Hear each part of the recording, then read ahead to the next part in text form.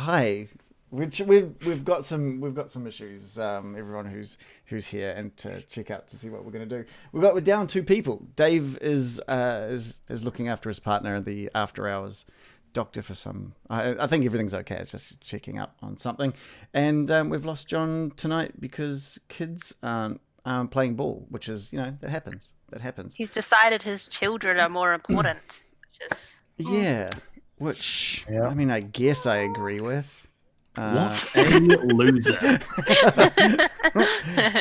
Priorities. Yeah, but what that probably means is we're probably postponed tonight's session to next week. Yeah, which is a bit of a bummer. But at the same time, I got no sleep last night, so I'm kind of looking forward to having a chill night now, actually. So, but I did put actually a lot of prep in today as well. I was like, okay, I'm going to get all of this prep in. Because we had a big... Actually, let's talk about that. Let's talk about some of the discussions we had following the last... about the... Just following the sort of session we had last week. Because we... Yeah. It was pretty interesting. First of all... We all came away with some... Oh. No, you go. I was just going to say, we came away with a few opinions to share and discuss. Yeah. I would, before we get into that, I will just say, just hi to all the people that are there at the moment. We've got the usuals. We've got Random Origins. We've got Jack Daylight. We've got Desmarius. Pericles is back for the second week, which is great to see return. Thank you very much. Terrestrial Starfish as well. And we had a new follower under the name of Sailor J Gaming. Sailor J Gaming. I thought I was going to say Gemini because it split it weirdly. But anyway, thank you for the follow. But so let's talk about... Yeah, let's talk about sort of what we discussed. Firstly, I want to mention that this was the first time after one of our sessions that I went to bed legitimately creeped out. Like I was in bed and I was picturing the thing at the window, even though I know what was outside that window, or whether what was in the bushes and stuff. In my head, I was picturing it, and I was just legitimately creeped Does it make out. it worse? No, that was me. I was outside. Oh God! He's a method actor. Yeah. And I've actually got a handout that I didn't show you guys last week that I'll show you guys this time. Okay.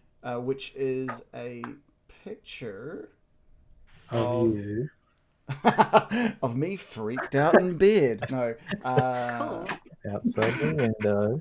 Yeah, where is it? It's a handout of like the players investigating the study. Now, obviously, you guys your characters don't really look exactly like these, but it shows the group sort of investigating the study in a picture of that of the creepy painting that Shannon's character was checking out.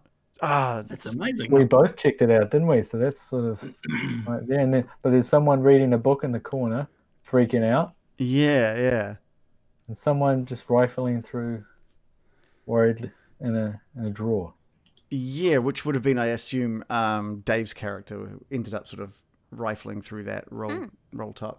But yeah. I also want to give a shout out to Dave in the chat. I think it was a private chat, but I just want to out him for saying the hilarious remark that he assumed that all the frog monsters were men in masks. Yeah, that was so good. He's like, I trust it'll just be some men in masks. And we're like, This isn't Scooby-Doo. No, but how good would that be? First of all, I just want to interrupt. We have just been raided by a party of 18 thanks to the Grouch Couch. Thank you so much for the raid. We've got people going crazy with fish and tentacles, and which is very fitting for Call of Cthulhu. Now, for all of you that have just jumped in via the raid, we're not playing tonight because we're down a couple of our players. But we really so welcome to us just talking about last week's session, I guess. And we've got a lot of followers thanks to you guys as well. That's awesome. So, look at this. This is great. Bring it on. But yeah, Dave, I love that. The whole idea that because he said he's never read anything Lovecraftian before. And that I think because you guys all are just humans with occupations, I think there's a part of him that thinks it would be unfair for me to have things that aren't just humans as well as the keeper. So the idea that they are just going to be like, you capture one of them and rip the mask off, and it's like Old Man Withers. They got away with it too. Haunted lighthouse. Yeah. That was fantastic. But you can see what really cool. you can see why I was creeped out by that creepy figure in that painting, though, because that was kind But of the painting that's freaking me out more is the one in the top left on the. What's in the top left? There's a little painting in the painting on the back wall. Mhm. Man. I know where you're getting at. Deviant. Reminds me of that bag from our campaign in the corner. Oh no! Just something about the shape of it Yeah, that's making me really- roll for sanity. Little off. You guys. Lonely lighthouse keepers. It's like, this isn't Freudian at all. This takes pride of place in the study. The other. And they're all covered in. What are they covered in? Yeah. Mic off.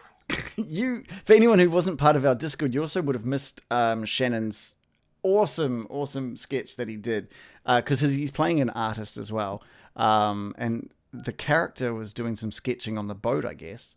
Do you have that with you, Shannon? I do. I've actually got. Here's what I prepared earlier. Oh, I don't know if I can.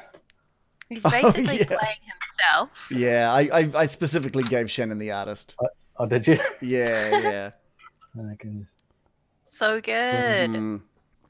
That's super good. That's actually not a lighthouse. It's a dong. And it's going to take pride on the mantelpiece in the lounge. I'll just put it there. Yeah. In the dong corner.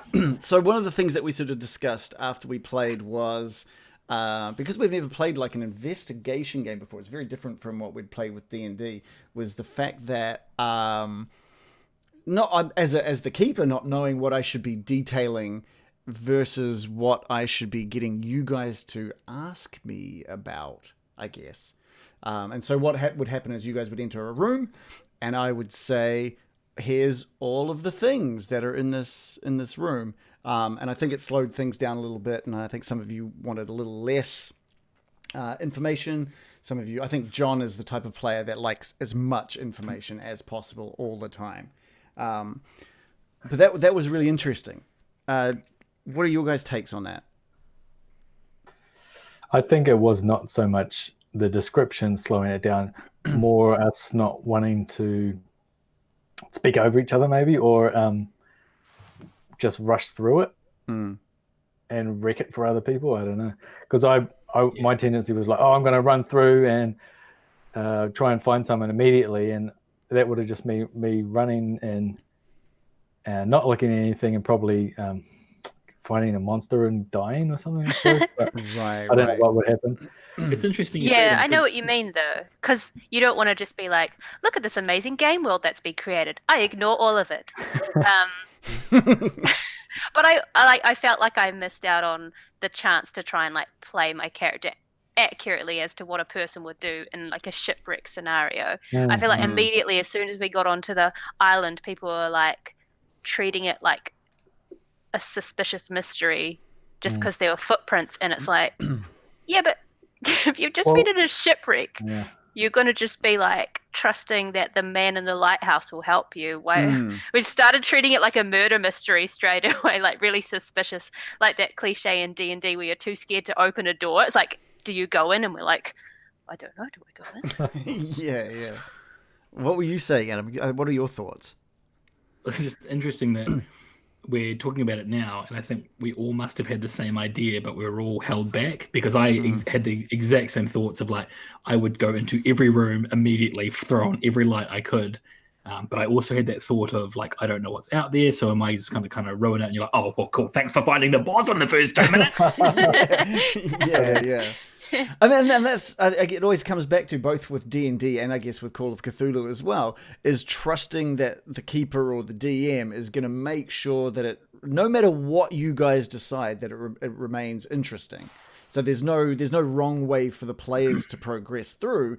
If you are trying to get into a room I don't want you in yet because you guys have rushed ahead, then I will find a way for that door to be locked suddenly. You know?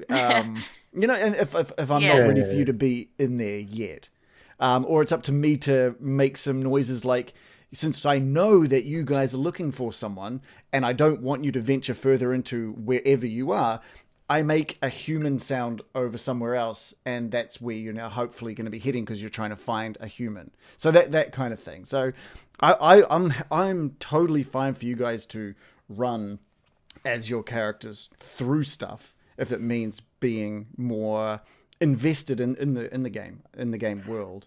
I don't think we would have actually ended up running very far either, because once I saw the blood, I would have had a reason to be a bit more cautious. Yeah, maybe there's a murder around or something like that. Yeah, exactly. That was the first point that I thought, okay, pause, something more is going on here as the character. Yeah. Like, I wouldn't have given a fuck about duck prints in the mud. No. Well, I'm glad that we didn't actually. I mean, it's probably seemed like a lot of game time or real time, but in game it was probably just looking at the duck prints. What's that? Or maybe it's a duck, and then moving on. Yeah. I don't think it had actually taken that long, but because of the explanations of something duck-like, then human-like, and stuff like that. Yeah. We always think it's taken ages, but it's just like in a fight in D&D. Yeah. Like 10 seconds has passed, but you've actually been doing it for half an hour. Yeah. I was actually really surprised you guys didn't follow the footprints. Not because that would have been totally weird. Right? Not because of the animal prints, but because there were human prints, and you guys saw that there were boots missing, and you were there to look. You were trying to find a person. I thought you guys would have walked and seen the boots missing, followed the tracks, be like, oh, that's where the person is. Raining in it, I'm not getting wet. But then why would we just assume that there was yuck. that we've got 3 pairs of boots, one pair out of 3 is missing. They might all be his peers. If there's 3 people, then obviously 2 of them are still in the house, maybe. Also, it's raining outside and we've just been in a shipwreck. Right. I wouldn't be like, well, there might be a guy somewhere on this island out in the rain. Yeah. I guess I'll go run out into the rain. Well, okay, so Random Origin said something really interesting in the chat. He said, Call of Cthulhu seems to want to keep PC players together. Is it different in other scenarios? It's really interesting because this scenario keeps, as from what I'm seeing as the keeper, it keeps saying, if they are split here, and all these different things. Call of Cthulhu does not want the group to stay together. I think Call of Cthulhu might even work better when people are really playing to their characters. For example, I guess the marine biologist, if he had rolled differently, might have seen something a little different in those tracks and become really interested in what could be leaving these marks. And suddenly he's like, you guys go in and see if you can find someone. This is really, I'm going to follow this because I need to know what this animal is. That kind of thing. Yeah. Or it might be like Shannon's character, like saying, look, I'm just going to, you guys go further into the cottage to see if you can find someone. I'm going to just check out these paintings for a while. Like, it is all about, I think Call of Cthulhu, more so than D&D, is about splitting the party and allowing characters to have their own moments away from each other. And I don't know how well that really translates to playing online. I don't know. Yeah. There's something that's a little bit more expedient about keeping people together, so you don't have to keep track of all the fragmented knowledge of, like, if people are all on different sides of the house, and then you're like, oh, this person doesn't know it, but someone's just found a gun on that side of the house. You have to be ignorant, don't you? Yeah. It could get pretty tricky. Especially when it comes to the sanity stuff. So if someone it's way more interesting, I think, from what I've read, for someone to go insane or partially insane away from the group, because at certain points you can, if you get a big dose of insanity at one moment, you're like, you're just like, okay, we're going to go away from you now. We're going to go back to the other group. And eventually that group might just find the other one in a bin somewhere. And you're just like... Holding a picture of a lighthouse. In a way, it's kind of like D&D is kind of like winning with a team, maybe, but this one's more of a horror scenario. So it's playing surviving. Like a stupid human being stumbling around in the dark going crazy is actually a good outcome for the game. And I think the game really encourages that. It's like, knowing, just like in D&D, you know you're a hero, so you kind of you accept that you're in a tavern and someone comes in with something. You don't say, we don't want to do that adventure. You're just like, okay, yeah, it's silly, but it's the hook, and we got to take this hook. With Call of Cthulhu, I feel it's like, well, my character would do this thing, and it's stupid. I know it's not the right thing to do because it's splitting him away, but he's got a big interest in this thing, and he would check this out, or she would check this out. As a mechanic, it's quite good for like giving players their turn without having to worry about kind of, oh, I don't want to upset the apple cart here. Yeah, and definitely. it's not about like fighting tactically, so the max amount of damage per turn and everyone targeting the same enemy or anything, because fighting is discouraged. So it's not like keep everyone together, so if we fight someone, we'll kill the goblins quickly. Yeah. It's more like, if anyone, even a group, comes across some sort of Lovecraftian horror, I'm sure they'll be like, okay, bye. Yeah. And as we've discussed, like combat in something like this is so different to combat with D&D. Because of how few hit points you've got and how damaging losing hit points can be, it's really something you don't want to do unless you have to, unless the alternative is death, Or unconsciousness, I should say. If you're playing in D&D and you're like, oh, we've just discovered there's a powerful enemy nearby, you're like, oh, well, I'm a hero. I'll run in and we'll be able to beat him probably. But then in this, I was like, oh, there might be a guy with a gun around here. If a person gets shot with a gun, they die, and I'm really scared of dying. Yeah. So I'm not going to run in anywhere. Well, like, how much HP do you guys have? Have you guys got your character sheets there? Hit points. So, Velma, you've got 14. So if you lose 7 in one go, you get what is called like a major wound, and that affects things once you hit like a dying state or an unconscious state.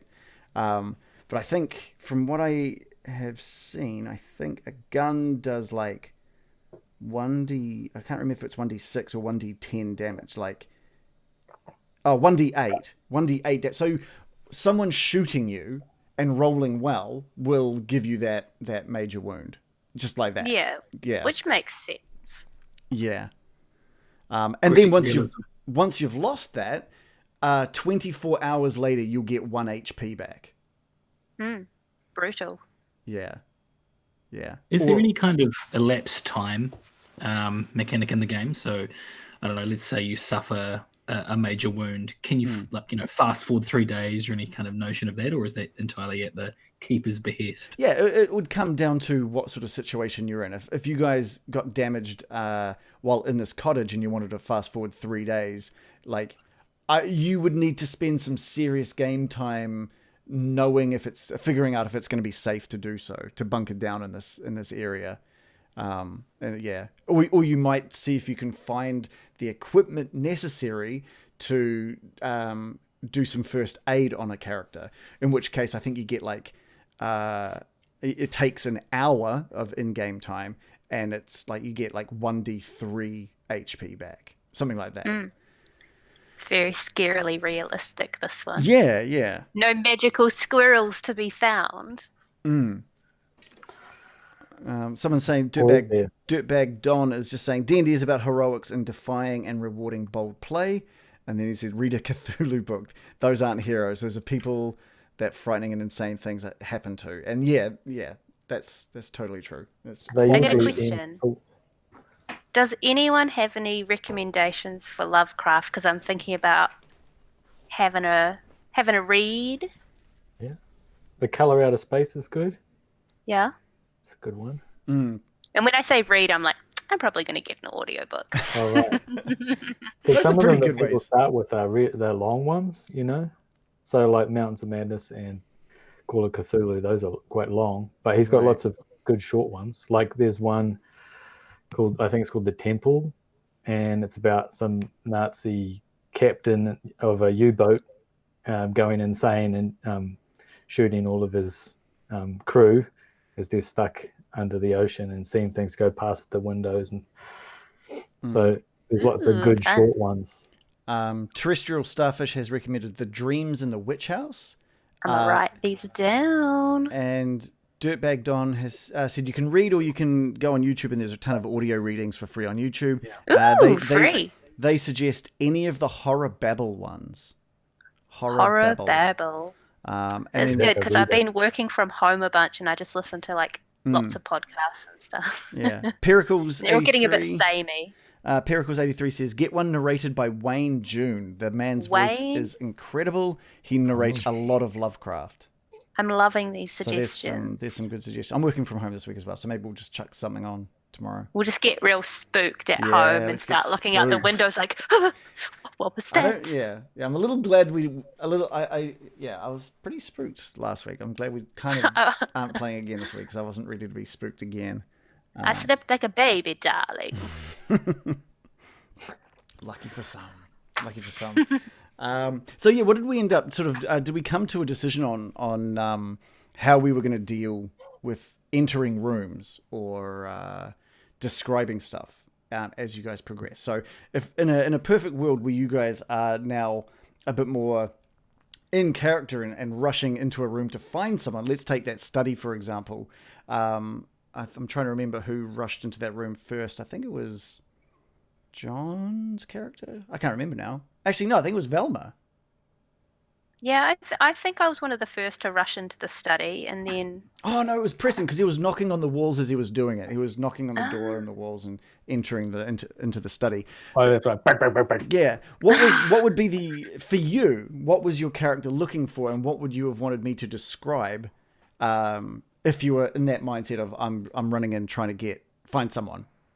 Well, I think it's helpful to just describe, first of all, if it's dark, if it's light, if there's a bad smell or something like that. Yeah. And then I like to hear basically if you can see stuff, like the size of the room. This is all stuff like my character would, maybe I can ignore it, but if you don't say it, I'll never know. So, and like you could say there's a large cabinet in this corner, a writing desk there, a door to your right, and some blood on the carpet or something. Right. But if I know the cabinet's there, I might go investigate it later. But if it's not mentioned, I'll never know. Because I'm unlikely to go, can you please describe the room and more? That's, and that's what I guess what I'm getting at is it worth waiting for someone to show interest of what's in the room? So being like, okay, you enter the room, it's the light's on because I already mentioned the light was on. You go into the room, you don't see anyone there. There's a table the desk up against one wall, and it's the chair that was paired with it has been toppled next to it, and kind of that's it. Where previously I was like, on that table there's a bunch of books over by there's some paintings and some other paintings.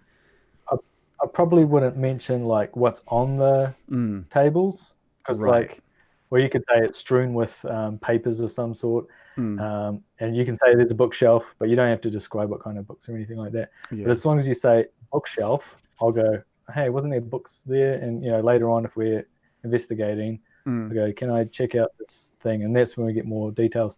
But I think it does need some. It might seem like it's slowing it down, but if you describe all that stuff, and I'm in a panic, and it should be up to me to go, fuck it, there's nobody in here. Yeah, I'll run into the next room. Okay, so it's not all details. Feel like you're slowing it down. Yeah, no, so it might not be all details, but prominent things, I guess. I think the layout.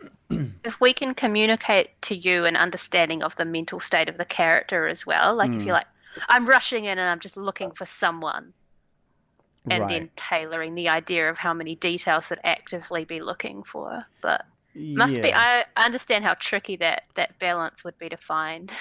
Yeah, what I really liked was in the kitchen area, where Norfolk, so that was Dave's character, sort of realized that Burberry had his gun out, and he knew that he was in the kitchen, and he's like, I'm just going to look through the drawers. And I never mentioned that there were drawers in the kitchen, but of course there are drawers in the kitchen. Mm-hmm. And I never mentioned that there was a knife in any sort of drawer. Yeah, that's true. But there was one. So that was really cool. So it's just remembering also what sort of room you're in as well. And if I don't mention something, there's always You never things. mentioned that the monsters were actually wearing masks either. And he figured also that one out. discerned that with no help from you. So we're a bit more perceptive than you might think, Reagan. That's true. That is true. I can't wait till you find the cupboard full of masks in the room you have yet to venture into. A second. I just realized as well. There's like a One really good Lovecraft story is the Dunwich Horror. I've heard of that. Why have I heard of that? That's a good one. Dunwich Horror. I have heard of that. I like It's a me lot some of blood. spooky tales. Yeah, I just realized that there was like things on the GM layer that wasn't there before. Well, let's see them. I just put it. If you ever look at Roll20, I've just chucked it on there. Mm-hmm. Oh, I was just joking. I thought they were secrets or stuff. No. No, actually. No. Yeah. So now I'm just playing around with stuff. Service room. Where's the 23? Service room? Are you looking at the... On the map, lamp room, lantern gallery. Oh, right. Yeah. That's... Have I got that all covered? Or... I Yeah, don't? totally. I'm just guessing what they say. Right. No, I meant like the map. You've got sort of the drawing of the lighthouse. I probably should have that. Yeah, there's only masked, one but- thing's got still has blacked out. Yeah, this Been in that room. the mapping system wanna for play this the mapping system for this scenario. I don't know if all Call of Cthulhu ones are similar. Like I'm so used to the D&D grid maps, right, where you guys are literally moving your tokens 5 foot by 5 foot. And I'm uncovering things as you go, but this is just kind of like some blueprints for the lighthouse. So I was just like, I guess I'll use this as the map. I wasn't 100% sure. It was good. Okay, well, as long as it worked, as long as you guys are happy Yeah. with how it turned out. Satisfactory. You know what I really liked is when you put on your cool radio show voice. Oh yeah, yeah. And I was saying, like, if you could improv more of that, I would love that. But again, I know how difficult it is when you've got your mentally trying to track 5 different things at once. Well, actually, I think I think it's going to be easier. So what I did, I took in a bunch of your guys' feedback from last week, and I've gone through because what I was doing is I was looking at like the study, and I'm just scrolling to that now, and it literally just says in plain English, like it's not written in a way that I should be saying it to you guys. It's written really in a way for me, and I was just reading it verbatim. So what I've done, so like it says, like the study contains 3 armchairs located in roughly the center of the room. In addition to the hall doorway, there's another door leading to it. So it's very prescriptive on information, and I was just giving you guys that verbatim because with D&D it's written a bit more like read this to your players, and then it has a chunk. So what I've done for the next rooms that I'm expecting you guys to go in is I've just highlighted certain things, and so I think going forward, as long as all I'm doing is looking at those highlighted things, it gives me some freedom just to ad-lib it, and I can just chuck on the radio announcer voice and sort of be like, you know, Valma has found such and such in the room. Like, I love it. Yeah, really going a bit more story time with it, I think. Yeah. It'll take some practice. Just like the fact that I can't keep my voice consistent because I don't know what I'm doing. I like try to put on a voice, but I'm like losing it constantly. Better than me. Yeah. I really like that Dave had a voice at the start. I was just gutted that it slowly dripped away to just Dave's voice. Oh, well, mine just turned into American, so, you know. Yeah, that's fair. That's fair. I'm just like, I just have to remember, darling. Yeah, Darling. I was trying to say I was Come on talking now. to Joe throughout the week and basically saying most of my NPCs from the Lost Mine of Phandelver, they each had a word or a sentence or a saying that I would use to help me get the voice consistent. Yeah. And I think that helps. But Adam, I loved Burberry's voice as well. He was fantastic. Yeah. Oh, I want to hear more. You're muted. It was jumping around a lot. the voice. I started out like with a kind of like an old-timey radio announcer-y voice, and then I went to like a grizzled American agent. And then I was like, oh no, hang on, I tried the British voice. So he's a crossbreed. I'm like, it's better to do like an absolutely nonsense voice that changes all the time than not to do anything. That's my current did you hear that, feeling. Shannon? She's calling you out, I think. She's calling you out. Oh yeah, you're gonna. Okay, so we're gonna workshop a voice for your character.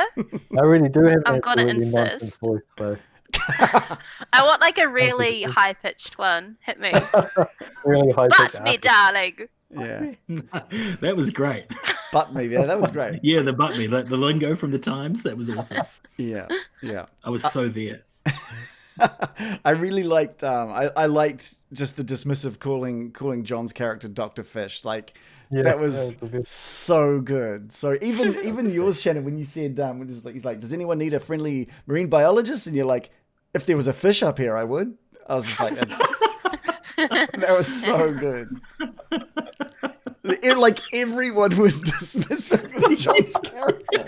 But honestly, like if you'd just been in a disaster and someone's like, "Did you call for a marine biologist?" You'd be like, "No, Absolutely no, we not. didn't." No. Yeah. Oh my God, when does that come in handy? yeah, exactly. Yeah, we already came out of the water, Fred. Can you summon a whale for us to ride to safety? Maybe he knows their man. language.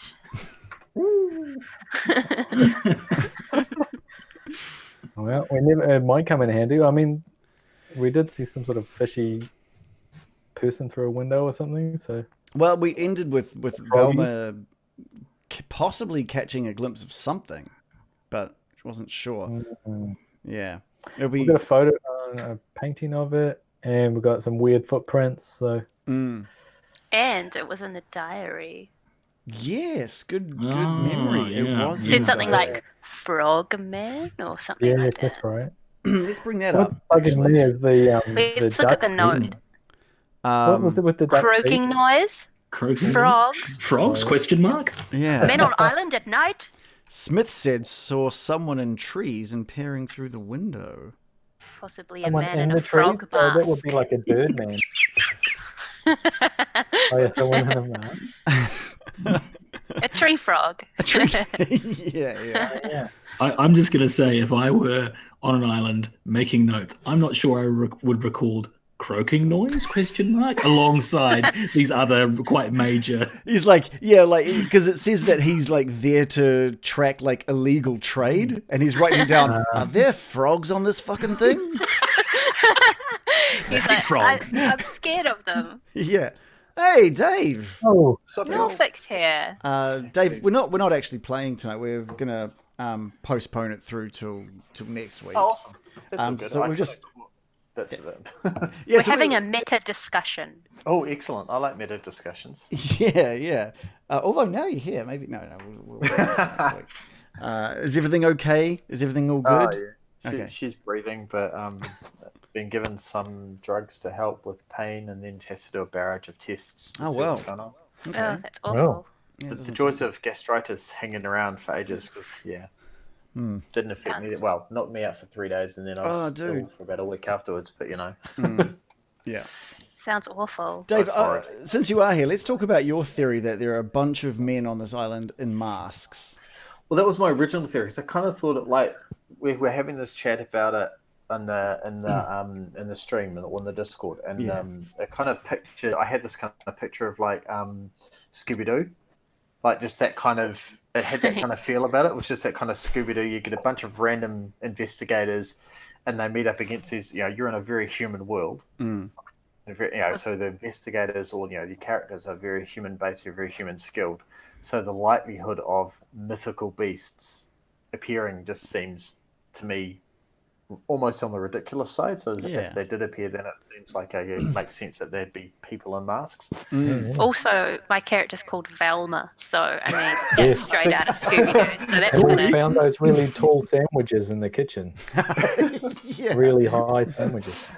Yeah, it's just like I just kind of have in my mind, you kind of get to this, capturing the bad guy, and you just have the massive reveal and go, zoinks, it's so and so. Yeah, I think you could We met take this guy. probably any Call of Cthulhu story and just turn the final creature or whatever into a man in a mask. I think it would just work. I think you could Scooby-Dooify any Call of Cthulhu, maybe. It just kind of has that feel about it, that not quite the ridiculous feel about it, but it's sort of just the way it's set. It's kind of Right. yeah. Yeah, because it's like historical, because it's like our world in the 1920s. Yeah. And the heroes are usually really skeptical. Well, there's usually at least one skeptical one that doesn't believe. Most of the world doesn't actually believe the people that have encountered it. So they think they've just gone insane, or you just must be seeing things. Yeah, so the insanity piece as well is like, well, clearly there's going to be some ridiculous knowledge stuff, and often in Scooby-Doo episodes, someone goes a bit crazy and it's usually Shaggy and Scooby, but they go a bit crazy, or they think,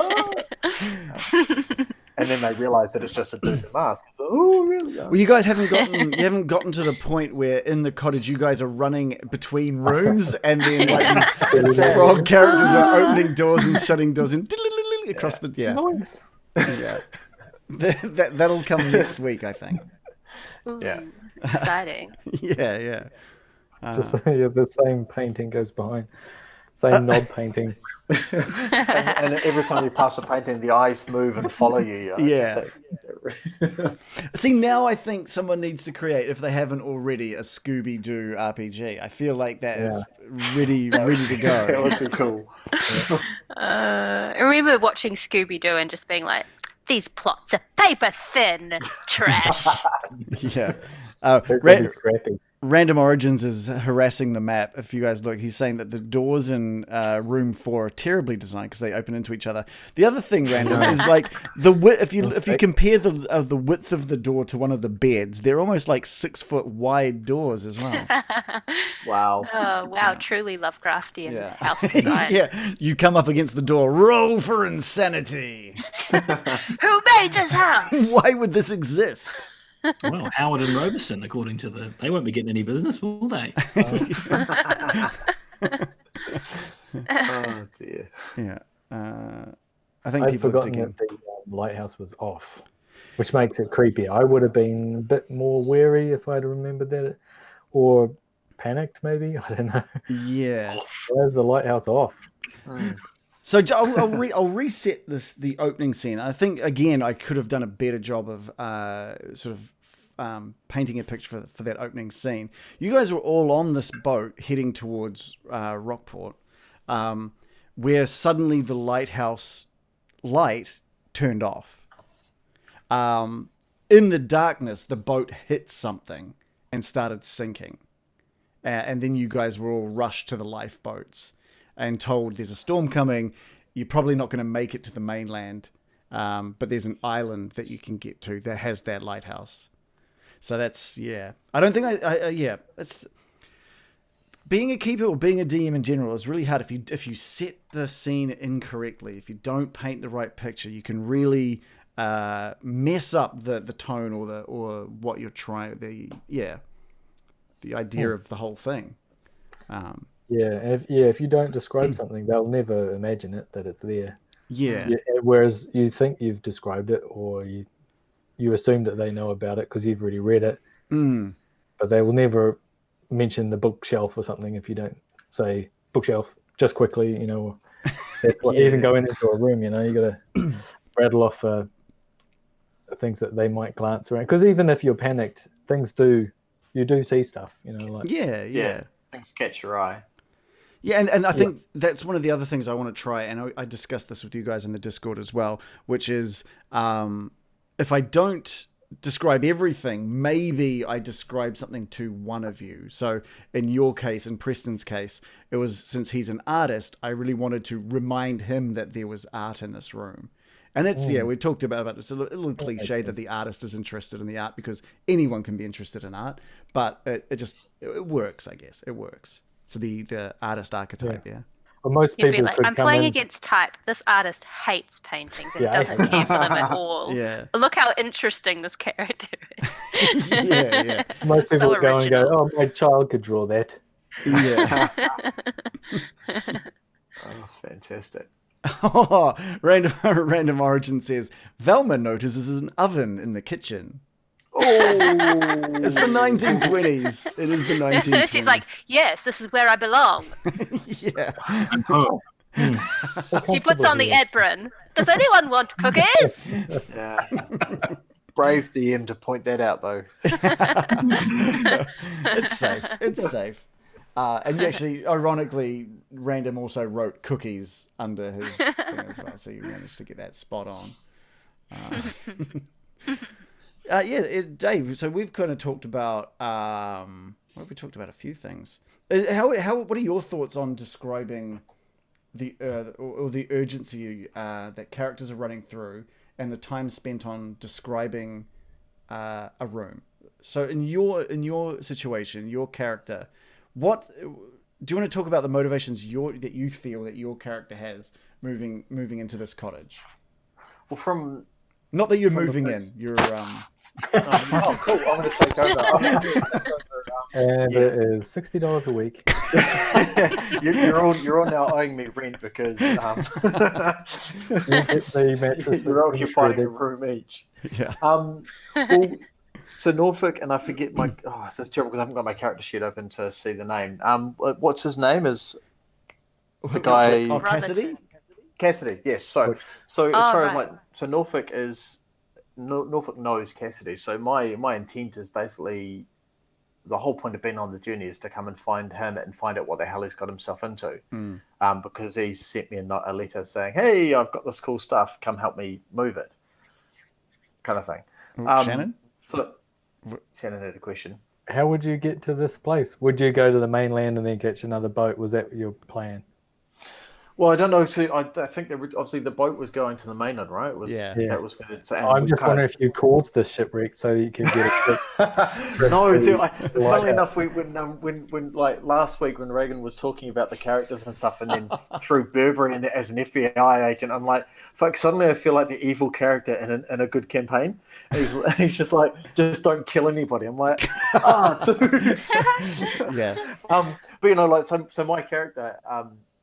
It literally felt like I'm the guy who doesn't want to interact too much because of Burberry. The fuzz finds out who and what I am and my connections to the guy who apparently is being investigated by his other agent who's left a notebook around. It's like that stuff really just kind of freaked me out because I'm like, oh fuck, what the hell? Yeah. So my motivations for being here was to find Cassidy. Yeah. So the way that you would enter this cottage is probably a little differently, right? Versus the others, where everyone's looking for help. You're probably like you're wanting help, but maybe really wanting help to get to the mainland, but also having some idea that maybe Cassidy could be here. So I'm kind of like, okay, cool. It's I knew where I was heading and knew what I wanted to be here for. But yeah. Joe, Velma? You know what kind of bothered me is that I think more than once a character established like, oh, there might be people dying out there because there's been a shipwreck and there were like multiple rowboats. Oh, people might be dying. And then we're just like, hey, whatever. Oh, well, let's read his diary for a bit and we're painting. And it's like, that really didn't gel for me. That's and fair. I was That is like, fair. how are you meant to deal with that? Like, was that meant to be part of like the plot as the DM? Was that a thread that was meant to matter? Or like, are we meant to just ignore that? Or are you assuming that they're all safe so we can like... I mean, they could be I don't know. There was no way for your characters to know whether those boats were safe or not. So it seems to me like I let myself down by falling into that really casual investigation flow for a bit. And it's like, hang on, if your character's not a psychopath, they're going to be hell-bent on getting help for survivors of a shipwreck. I felt like that did not there was not making sense. Okay, so now think of it, continuing that thought process. You burst into this place looking for help because of these possible people dying out in the ocean, and then you stumble upon all of this blood. What is your character thinking now? Like, what is happening now with your character? At that point, obviously everyone puts themselves first in general. Like, if you're worried someone's going to shoot you, you're going to be putting your survival ahead of the kind of nebulous potential needs of others. Yeah, So that changed a lot. But before that, I was like feeling really frustrated that my character was just kind of like, nah, nah, nah. Like, if you're in a shipwreck, your first thought is safety for yourself first. So your boat bumps into something, you create, you react. You're like, right, I'm safe. Can I help other people? I think the problem that we didn't do is we didn't sort of go, oh, can we help other people? Our first thought was like, let's get inside. Ostensibly to find the lighthouse keeper who would help us save people's lives, I guess. But that kind of, I felt frustrated with myself for letting that evaporate so readily. An urgency that I would be feeling in that situation. And I just let myself, as I said, turn it into a point-and-click adventure. Oops. Yeah, and this goes back to what Shannon was saying, like, when we first started chatting about this, was that fear that you didn't want your character's intentions and drive to stop other people from exploring their character's intentions and drive, right? You didn't want to be like, come on, people, and just running off into the house. But, and my argument to that is, let that happen. That's way more interesting. That if you run off and the rest are just pissing around, splitting the party like that is going to be interesting. Yeah. I think it's like I've made this mistake so many times as well. Because you're just like, oh, I don't want to upset the apple cart. And it's like, it's kind of the point, though, to upset the apple cart. Otherwise, it's not interesting. And even splitting the party is interesting, even in D&D. Yes. Because it always creates some kind of either not conflict, but also a stress where, someone's left the party, we know about them going off, and what happens if they get into trouble? It's not wise, but it is interesting. It always creates an interesting thing. Storyline. I think it would be amazing to have a situation where one of you is away from the group, and we end with that still, like, end the session with that still having taken place, and then just having a session 2 days later with just one-on-one that we stream of just having that one person's story. So instead of bogging down one of our usual sessions, going back and forth, we can just be like, okay, Valmy, you split off, and what we're going to do is we're going to play until either you end up joining up with them again, or just sort of establishing something while you're away from them. And then you can create something without the players knowing, so they won't have to act ignorant of things that have happened. They just won't know. I think there's something like what John did with... Sorry, Karen. Yeah, you're right. When you split off in the Alice went wandering in the Storm King. Yeah. And that was really cool because all the rest of us players were just like, we don't know what's happened, and it's Dave. It's Dave with his character Oust, and that could be really bad. That was hilariously fun. And we just had to we came back, and all we saw was the repercussion for what he did, and we're just like, we got no idea how or what's happened there. It was quite fun. As long as it's done well. I don't think I'd want to play one-on-one. Yeah, too much pressure. It creates an interesting little storyline, though, because you can actually get through so much just one-on-one.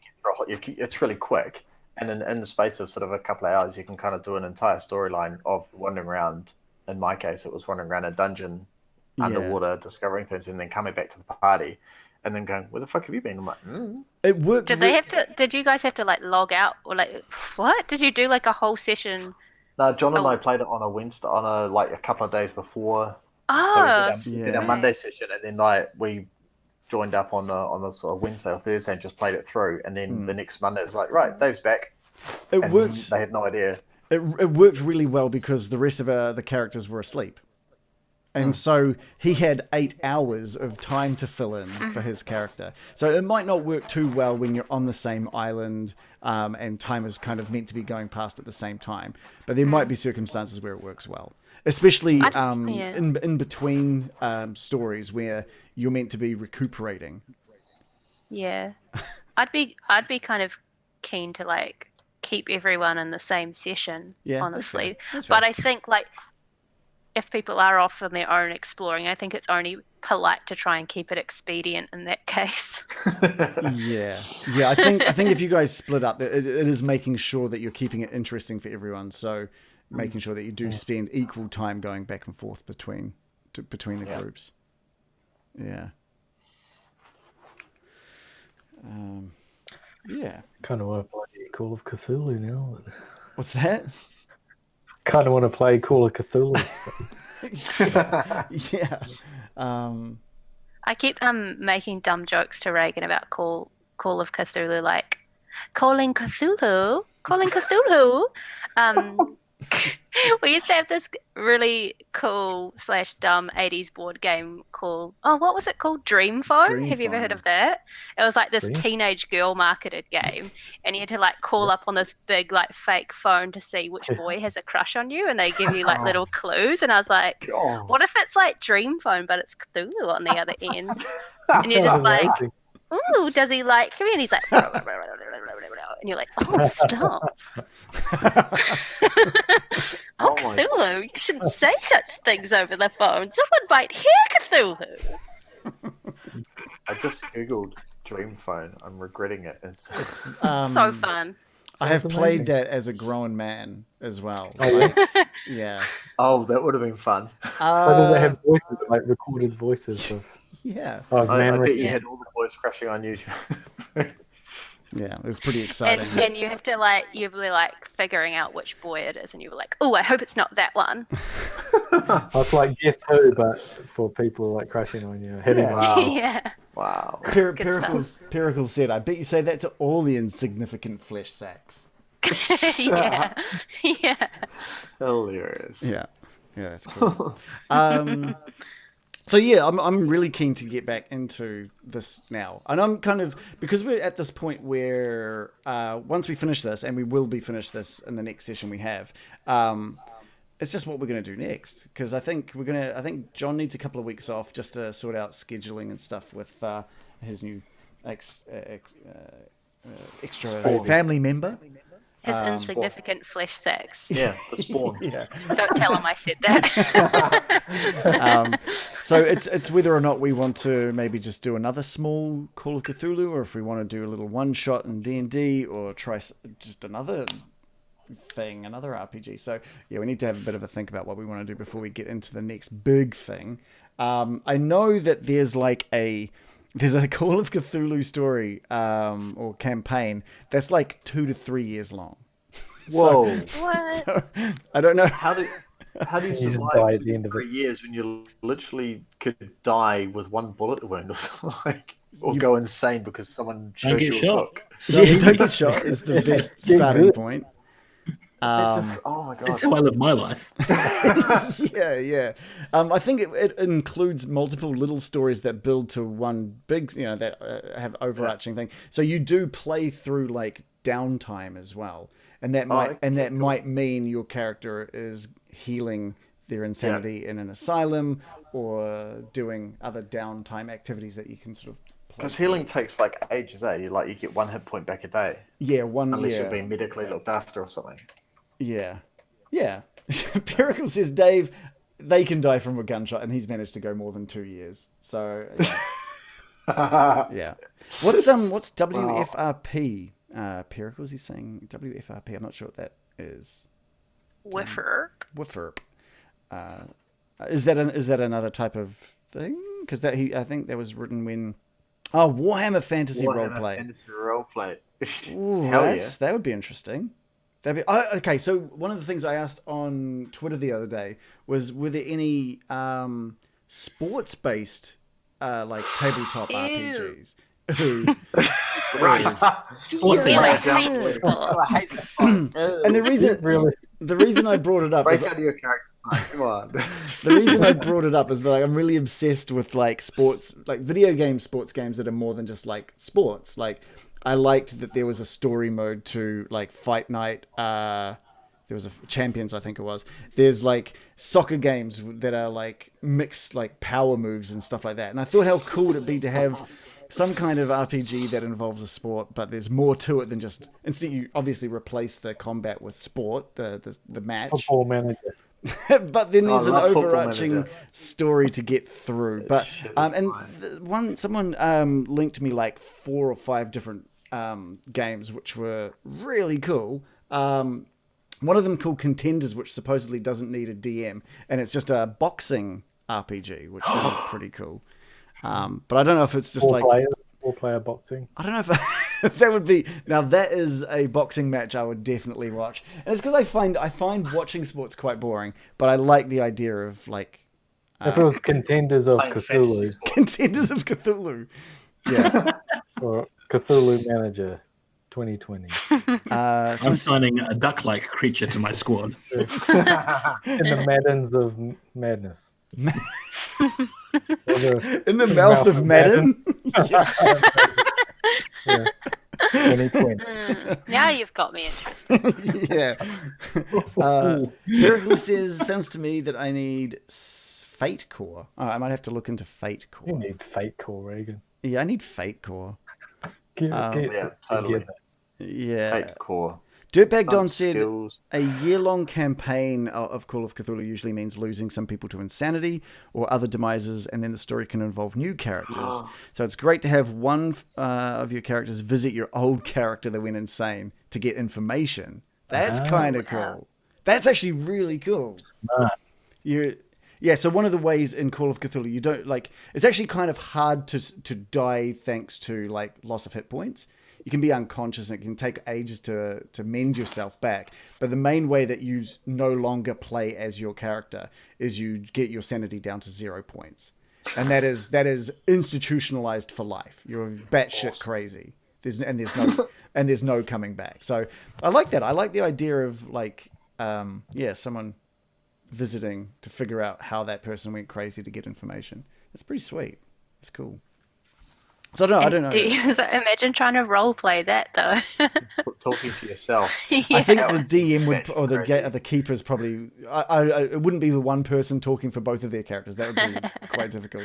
That would be the worst. Once your character, so this is the other part of going insane. So even if you lose 1 point of sanity, you have I can't even remember what it's called.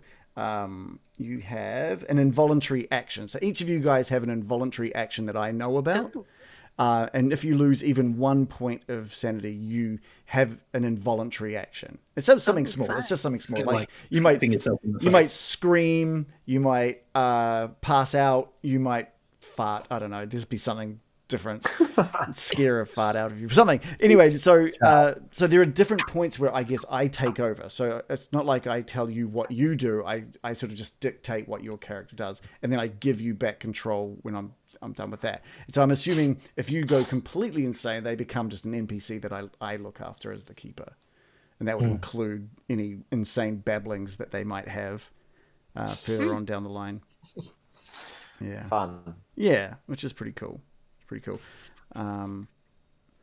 What we haven't, I was going to talk a little bit tonight if we were playing about the combat side of things. I don't know if you guys want to talk about the combat because it's a little different. It's a little different to DM. Yeah, yes, you do fatalities in this one.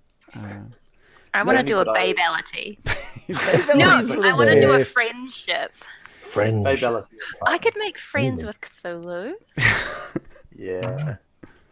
I mean, if you're going to be calling Cthulhu, you want to be friends with him. Calling Cthulhu, I thought we could become friends. Perhaps more. Did you guys want to discuss that, or did you want to wait until we come across it? Should we come across it? I don't think we're ever going to get in a fight or anything. Okay. The bit that I like, remember those videos that Sig put up and like in the introduction video to bat and combat, it literally sort of says in the first sentence, it's like, you want to avoid combat at all costs. But should you get into combat, this is what you want to do. I'm like, okay. Yeah. So and there's rules for chases as well. Yeah. Yes. Yeah. Well, we already covered that because we're going to be running through hallways and coming back through the same doors in the opposite direction and whatnot. Yeah. Yes, you roll a d4 to figure out which door you're going to be running out of. Yeah. And then, like, one of us will be carrying the other one. Yes. And then we'll switch around. Yeah. And then we're carrying the baddie, like, oh, Yeah. whoa. Yeah. Oh. Whoa, what? Let him go and run. That's a good. We're not effing. God. So that has to be like in Scooby-Doo RPG. That has to be part. They have to have chase scene stuff. Yeah. And your chances of accidentally carrying the baddie when you come out of a door. Yeah. Yeah. The sandwich. Yeah. Giant Drop a sandwich. sandwich or something. Yeah, definitely. And Yeah, the- like roll for like back injuries and such. Roll for how long your feet just run on the spot. yeah. But you can't take off. It has to be done. Has to be. I think it's a great idea. I'm just having a look over these combat rules.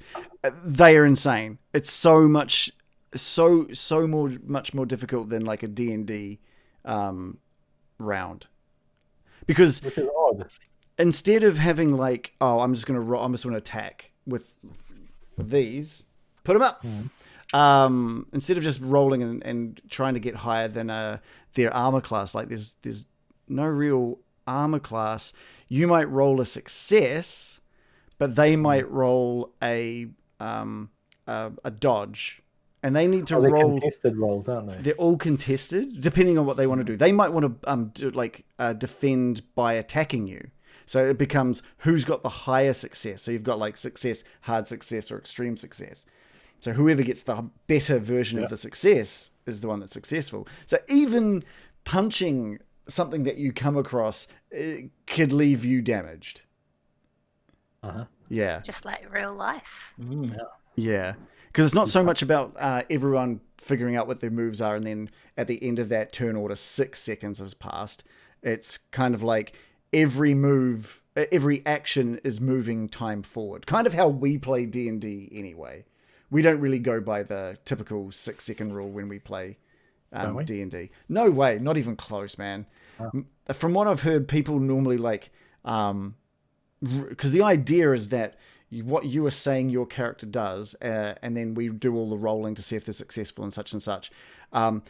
All of that is happening at the same time in D&D once you get to the bottom of the turn order. But there's so many times where we just, it just makes more sense from a storytelling point of view that your character is doing this thing and then it's this next person's turn. It just sounds more fun. And this is kind of multiple fireballs going off or spells and stuff. Yeah. All at once. Imagine that. Especially if you're attacking the same person. Like, essentially it's meant to be simultaneously, but it's like, well, if you knock them down, why would you continue to attack that person? It's Your food's ready. It's not my food. That's why I tried to hit the mute button just as it went. Yeah, so I think fist fights is one thing, but then you've got weapons and dodges, and now the one thing I've noticed is casting spells. There are spells, and I haven't gotten into. I haven't read enough about this to even understand. Sorry, Pericles just asked if the food was ready or if it was reversing, which is apparently magic and spells and stuff is available, but it's really rare, and it costs your character a lot of sanity because the whole idea is that magic shouldn't exist, and so if you have the knowledge of magic existing in a world where it shouldn't exist, it comes with a penalty to your sanity. Because you have the mythos score, right? Do you have to have a high mythos or a cult score or something? Is that? I'm not sure. I haven't even looked because I knew there was going to be none of it in this specific story. I didn't even look into it. Oh, sorry. Yeah, Adam. So does everyone have magic points on their character sheet? That's a good question. Magic. Oh yeah, I've got 12. Oh, there we go. That's interesting. Maybe I should bring up some of the information on magic then. It's just performing magic tricks though, like a magician, I think. It's like making the thumb. God.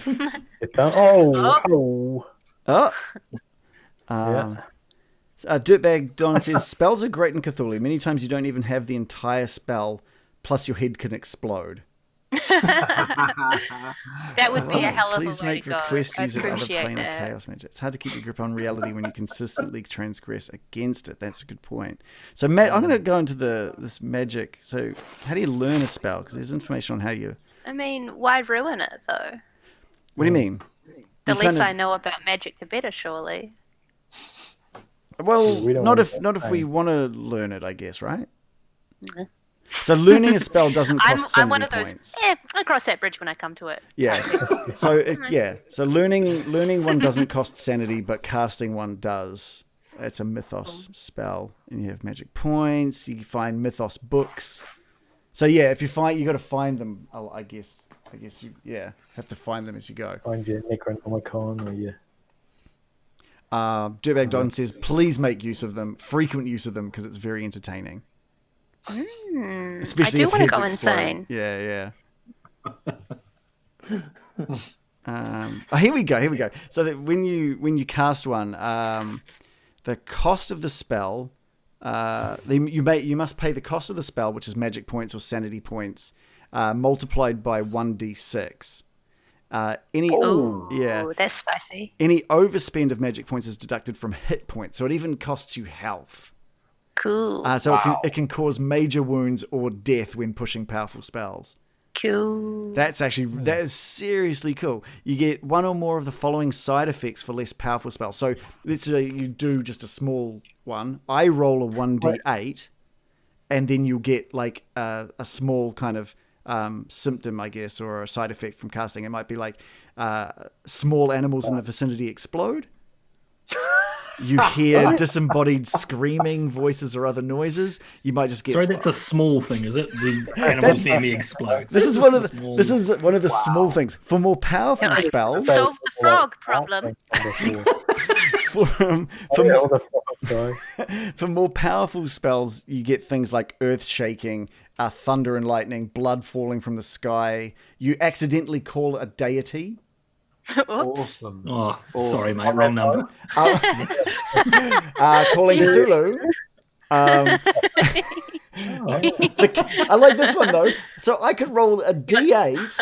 If you decide to do one of these, I can roll a d8, and if I roll a 7, the caster or anyone nearby are just sucked into a distant time or place.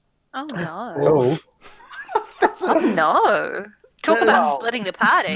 The risks of casting spells just sound insanely stupid. How good are the spells? They better. It's just like a D3 health reduction or something. Sending someone in the party to a distant time and place, a spell had been freaking amazing. You'd hope so. Like one of the books, right? You can age unnaturally. So you get +2 D10 years added to your life. Oh. So that's seriously cool. I can see why Dirtbag Don wants us to use them, because that is what's a really good spell? I'm trying to find the spells. Do you reckon like one of the spells does this? Oh god, I know where this is going. I hate this already. It's going to be this face. The spell, it's changing me. I hate it so I much. feel different, darling. Worth it. I'm just really glad your computer can't handle that. If that was a smooth frame rate, I'd just turn off the stream. I just heard a whole bunch of small animals explode. Yeah. What's going on? I can't really find a list of mythos tomes. Is that what I'm looking for? I'm not sure. Yes. Yes, it is exactly what I'm looking for. I don't know. I'd have to look into that one. But you'd want it to be very, very good. I'm just like, can you be like well, I don't know. I guess you can kind of pick any kind of job, right? So could your job be like a magician? Oh, here we go, spells. Yeah, totally. You could totally like do someone that. who researches the occult or something. But no. Theoretically, could you read a spell and be like, I'm just reading a book right now, and you accidentally cast a spell and turn yourself into a 50-year-old? I don't know. I don't know. Maybe. By the evil kids. When they're reading the book and then they accidentally summon, demons and stuff. All right, here we go. I've got one. I've got a spell here. Graveyard Kiss. Ooh. That doesn't sound I thought you said gravy kiss for a minute. Gravy Let's bring that one on. It summons a roast dinner. I'd risk sending everyone to another time and place for a gravy kiss. Oh, dear. How good is this gravy, though? I need to know beforehand. Better Is be it chicken awesome. gravy? Is it, Are there potatoes The in chicken gravy, or is it explodes. just gravy? yeah, if it's KFC gravy, I'm out. Oh, right, It's not worth right. it. You want the real- Interdimensional travel. Yeah. No. Yeah, I mean, I don't mind if small animals exploded for that, but I wouldn't send people to time and space. They could even enhance the gravy if you're lucky. Yeah. Yeah. Okay, so the That's all graveyard, of your gravy. the graveyard kiss costs you 5 points of power and a D10 of sanity points. It requires a human corpse that retains sufficient. What do you think was going to happen? Is there going to be a grave robber to find a? Well, you might stumble you're not across gonna- a dead You're not person. going to do this one on accident, in other words. No. You put an ounce of your own blood in the mouth of the corpse, Oh, and then dude, that's- and then kiss the lips of the corpse, oh, come on. and breathe Okay, so you're going to... and breathe part of makes it- yourself into the body. So you're This making sounds out like with some a Baron body- Byram level shenanigans, Yeah, honestly. like this is necromancy to the I whole don't know why you guys next have level. trouble with this. And yeah, it brings that corpse back to life with the 5 points of power that it's taken from That you. you sacrifice. And you can give simple commands to that corpse. Over time, that the zombie may learn to accept more complex commands. Oh, this is totally what Baron would be up to. Yeah. A graveyard bash. Graveyard bash. It's more than just a graveyard kiss, though. Like you're literally pouring your own blood into its mouth, Yeah. making out with a dead corpse, Mm-hmm. and Hot. the hopes, and Liking you're it? really hot. Like that's just totally I'm into it. that's next level. Whatever that philia is called. Oh, I Necrophilia. There it is, necrophilia. That's it's just a next quick. level. It's just a quick kiss. Just a little smooch. Nothing more. Don't make it Stop. more than it's meant to be, honestly. No, Dude, it's not gross. no hands. Yeah. Done. There's no hands. It's just a Yeah. just a little kiss. Yeah. Oh, this is like a good segue from our discussion in the chat about the Necropants, actually. Which Oh, was quite oh, fascinating. Necropants. that The was so Necropants awesome. rules. Yeah, that was a They good. were wrong. I That found could be a spell. I've found a very very cool sounding spell here as well, which is the body warping of Gorgoroth. Ooh. Okay. It just allows the Why- caster why- to change your physical form, basically. And what you got to do is you got to Why, get a corpse. buddy? You got to kiss it. Put some blood in there. Get some blood in there and just give it a little kiss.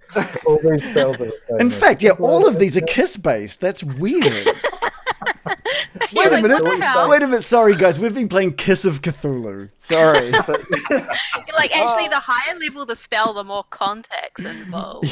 Yeah. You do Maybe crave I power, yeah. don't you? Where you're gonna have to Yeah. But put out. put out. Yeah, Yeah. exactly. On that power. Yeah. Hey, we've got Lachesty Rue giving us hosting us as well with his 7 viewers. So thank you, Lachesty Rue. It's been a while since we've seen you. We're just talking Call of Cthulhu tonight because we didn't have enough players to play. We've got one of them back, but we're still missing one. So we're postponing it till next week. But thank you so much for coming along while we talk about the Kiss of Cthulhu. Oh, I like this. The Chant of Tot. Or Thoth. Thought? I don't know. Thoth. The chant of Thought. the chant of a Thought. thought, which is great.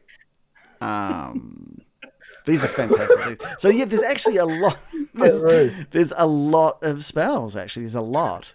You can bless. Spells, lots of kisses. You can. Oh.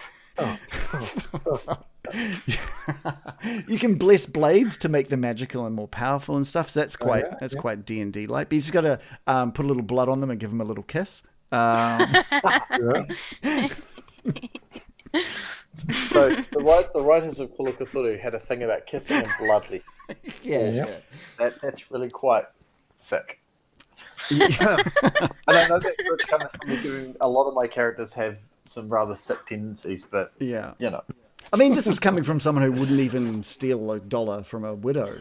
I mean, No, yeah, it was you're so honourable. It was a gold coin. yeah. What if it was an owlbear? Yeah. Well, if it was an When he Alpha, draws if it was the an line. Alpha, I'd want to keep it and control it. But you know that we all know how well that's Until anything happens and then run away. not my fault. I had nothing to do with it. Look, We stealing need money Albion off crossover. old widows is just that's where I draw the line. Doesn't say They anything could be about them young being old. widows. They could have Yeah, been. they They could have been young widows. No, I think it was that if I read it right, rightly, well, the inclination I got with an indication like they were elderly because they were poor. Maybe it was just the way I read it, but they were a poor widow. Just for the people watching who weren't part of our Discord, we were just talking about how to make necropants, and that involves taking the skin off a friend's legs. Anybody? Off a corpse who's voluntarily said that they have to say you can have the skin off my legs. You take all of the skin off at one go. You have to bury them and dig them up. Yeah, and the cock and balls included. And then you've got to go steal a gold coin. No one mentioned the cock. Actually, good point. Do you reckon you could just put a hole above the scrotum and put your own through it? I don't know. It's logical. I'm spitballing now. Anyway, then you go and steal a gold coin and just tuck that away from a widow. Off a poor widow. Poor widow. Doesn't have to be poor. I think it says poor widow. But it has to be a poor one. Okay, that's actually. Yeah, she deserves But it. even then, it's like it's $1, honestly. No, it's a gold coin. It's a gold coin for a poor widow. In New Zealand, that's $1. No, that's gold plated. That's not a real gold coin. It has to be a gold coin. You're talking about something. So, like, it has to be something of actual worth that you're cruelly depriving her of. And you just tuck the widow means tested. You need to know, like, she's on the benefit she's or something. defined as poor, so you'd think that there would be some, maybe not means testing. I don't know how they've got a gold coin. Well, that's the thing. They clearly don't know the value of the coin, right? Or else they wouldn't be poor anymore. It's a gold coin. No, she's saving up. Maybe it's the only gold coin they have, and that is like her entire week's worth of whatever, and you're about to steal it off. Look, no one's accepting that gold coin at any stores. No, she's not going to rock up with this ancient gold coin and be like, "Loaf of bread and cigarettes, please." You can trade cash for gold. But what I'm saying is, it doesn't stipulate you can't give it back to her. Pop the coin in the scrotum as per the rules, That's the rule. and it makes more, and then you give one back. You're sold. And you can never take the original coin. Yeah, the original coin's always there. Yeah, but give her the new one. Just give her a couple. She can handle a couple. Just give her an equivalent amount after you've manufactured them with your necropants. So you're going to steal it off her. Well, that's you have to. Yes, you're going to steal it off. So this is my theory. So you as a person have just asked a random person or a friend if when they die, you can use their body. Skin their legs and wear it. Straightforward so far. And you have to wear it forever, right? Yeah, because as long as you want it. From what I read, it blends into your skin. It literally it doesn't blend in because if you pass it on, you can pass it on generationally. If you take one leg out, and the other person inheriting it puts their leg in, and then you take the other leg out, and the other person puts their leg in. But essentially, from what I read, it's like a one size fits all. So literally, you wear it on, and you're going to go. No, it's not. No, they're not actually magical. They're just like skin. They're not going to just shrink to your legs. If you're suddenly if you put them on like a child, they're not going to go. These are child's legs and just shrink down. Called? Necropants. The more I think about magical in a way, of course. It's disgusting. Plus, you shouldn't don't put them on kids, though, guys. Yeah, but like if I don't want to wear them and I'm just like, little Jimmy, can you please put these on? Because I don't feel like they're my kind of look, and I'll just get some. There'll be some coins coming into your scrotum. Don't worry about it. Just take them out every day. That's how it works. I don't know what to tell you, Jimmy. But you can have half. So I mean. Yeah. Everyone so this wins. is what the legend says. It says after, so he's been buried, blah blah. As soon as you step in the pants, they will stick to your own skin. Yeah, because they're like gross. They're not magical though. It's kind of gross. Yeah, anyway, they are magical. But you're going to steal a coin. You're going to steal a coin off an old lady. She's going to put up a fight. Well, this comes back to our Call of Cthulhu. Our note found a gold coin on North Shore. So an old lady could just found one in the North Shore. We could work the spell into it. Do you have to like kiss the pants? Just got to give it just a little kiss. Put some right blood. Put a little bit of blood on the scrotum. Just give it a little kiss, and you get all the coins you want. And I would lose a lot of sanity. Yeah. The thing that interests me is like the last piece of it says to ensure salvation, the owner of the pants has to convince someone else to take ownership of the pants and step into each leg. So it kind of doesn't sound like it's a good thing to have these pants on for really length of time. So if you like go to hell if you don't pass them on or something. I think what they're saying is you can't. Yeah, you do go to hell because I think you'd be damned if you're still wearing them. Yeah. And also, so you can't just force someone to put the pants on. All right. Adam, Yeah, thanks for joining us tonight, man. We'll see you next Monday for the actual session. For Yeah, Necro Chat. And not Yeah. and not just talking about dead Scrotal pants. Kissing dead bodies. Before you go, Adam, do you need a new pair of pants? I'm just trying to get rid of some at the moment. I would rather go pantsless. Okay, all right, fair enough. All right, have a good night, dude. See you, man. See ya. Just changing your pants like that would be pretty rough, eh? Even if they were normal pants. Okay, now I'll It'd be take kinda one leg awkward. out and put your leg in. Do you have to do it one leg Yeah. at a time? That's what it says. So it says, hold on, here we go. So as long as the original coin is not ruined, ensure something the owner has to convince someone else to take the ownership of the pants and step into each leg as soon as he gets out of it. Wow. So you one leg in, it'd be very kind of, I guess, close. Mm. You'd get to know someone pretty well. Can you wear underwear underneath them? Do you reckon? It doesn't stipulate. I think that's cheating. Yeah, I think that would be Doesn't cheating as well. stipulate. Yeah. Unless they were necro undies. And they're undies of With That their might own double rules. sacker. With their own Yeah, rules. it might and interfere with regulations. the magic. You could have like cut off jeans type necro pants.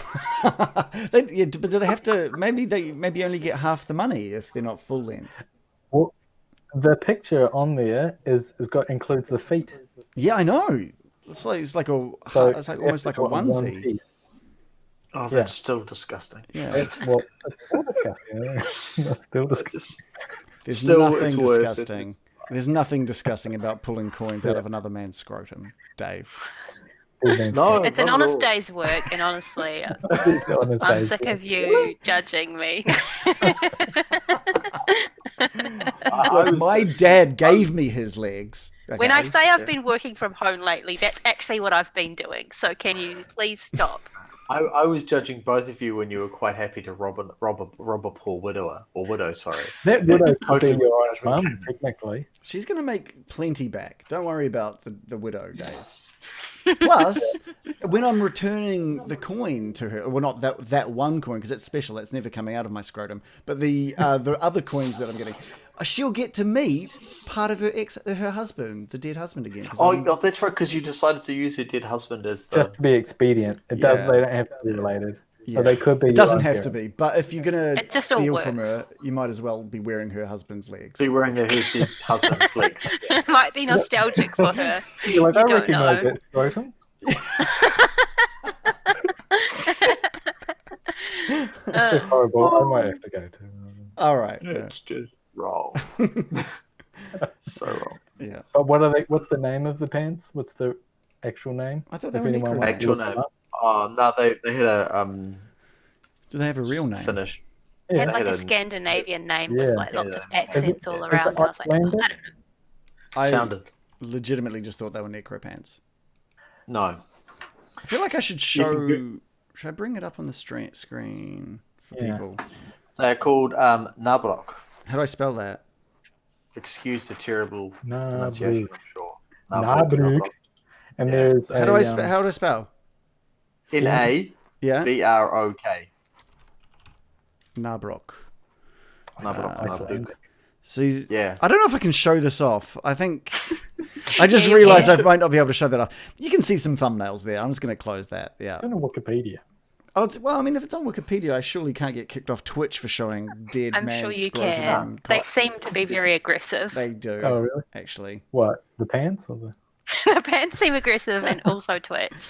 Well, Do given I- we've been talking about dead pants and bloodletting and kissing corpses, Just little kisses. come on. Just a little smooth. Just a little. You don't want to risk the channel getting banned. Mm. Was that guy that got banned for life for something like really small a while back that I heard about? There was Oh, you mean the cheetah? Just a scrotum. There was a wrestler who's had his Twitch account. I don't know if it was removed or blocked or suspended or what, but he had his wife, his girlfriend, some whipped cream, and I believe some cocaine. And he just went live with those 4 things. And I think Okay. Wow. As you do. That could be exciting. Well, Twitch are obviously overreacting again. yeah, Yeah, nothing illegal about whipped cream or your wife and your girlfriend. yeah. And Des, their necro pants. Desmarais other says thing. Necropants, the original skinny jeans. I like it. I like it. That's really good. Yes. That's really good. Yes. That is Um, brilliant. All right, well, are we going to call it there, guys? Is that us for this week? A little bit of a Yeah. and we'll come back next Monday for the actual wrap up of this this 1 hour long story that we're playing. That's gone a little 1 hour longer that than takes us 6 to do at least. Well, we're learning the rules. And there's going to be more rules learning next week. I think we're going to be possibly delving into luck rolls, possibly sanity rolls, depending on how you guys go, and possibly combat if we get into any sort of combat. So those 3 things we're going to need to learn a little bit about with you, the viewer, next week, because we are just learning.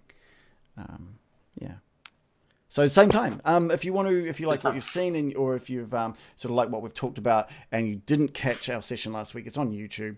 There's a YouTube link under the stream. There's also a link to our Discord where we talk about just bullshit like Necreopants, or D&D, or Call of Cthulhu, or Calling Cthulhu.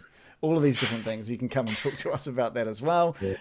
And our previous campaign, which was a D&D session, it was 37, I think, including the Christmas special, is all in podcast form, which anywhere you get podcasts, as well as on YouTube. So come say hi, check out all of our stuff, and laugh along with what we've been doing, because it's been awesome fun. But we'll see you guys all next week. Anything else we want to say before we go, everybody?